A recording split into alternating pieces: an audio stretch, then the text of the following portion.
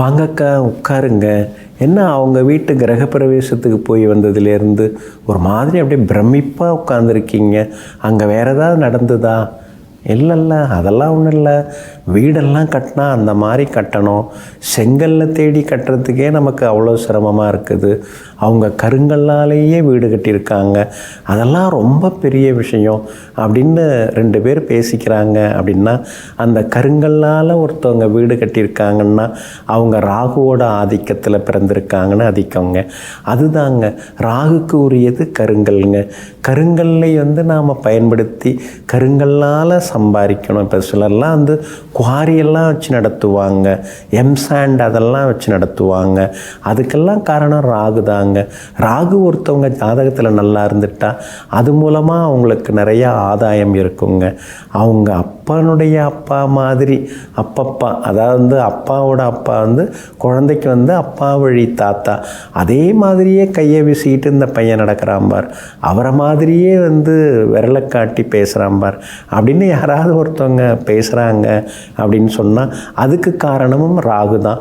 ஏன்னா இந்த ராகு தான் தந்தை வழி தாத்தாவுக்கு உரியவர். அதனால் ராகு ஒருத்தவங்க ஜாதகத்தில் நல்லா இருந்துட்டா தந்தை வழி முன்னோர்கள் அவங்களுடைய சொத்துக்கள்லாம் நமக்கு கிடைக்க ஆரம்பிக்கும்.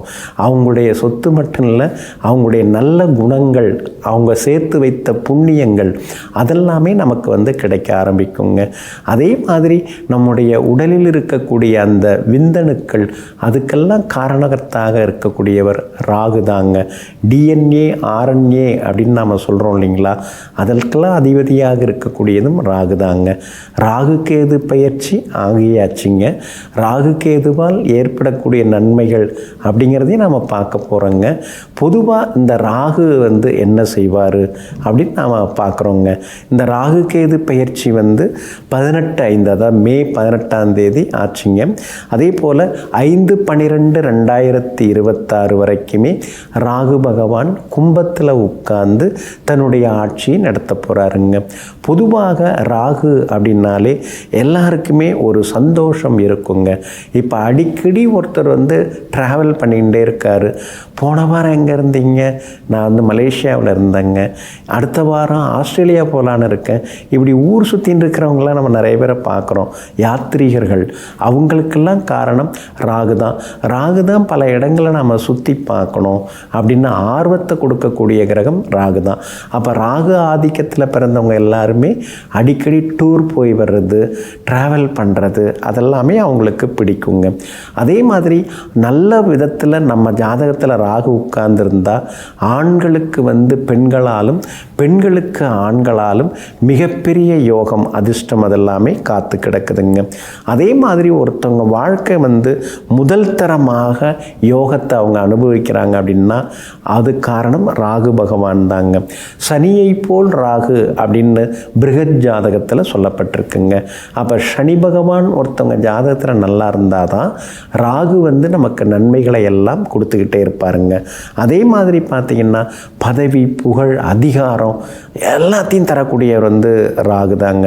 குறுக்கு புத்தி, சூதாட்டம், மதுபான உலகம் இதுக்கெல்லாம் உரிய கிரகம் ராகு தாங்க.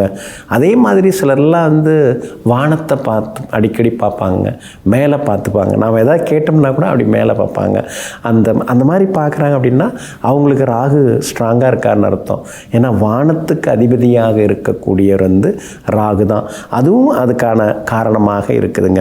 இன்னொரு பக்கம் சிலர்லாம் பார்த்திங்கன்னா ஒரு வேறு ஸ்டேட்டுக்கோ வேறு நாட்டுக்கோ போகிறாங்கன்னா அந்த மொழியை உடனே பேச ஆரம்பிச்சிருவாங்க. 7 நாள்லேயே பேசுவாங்க. எனக்கு 7 மொழி தெரியும்னு சொல்லுவாங்க.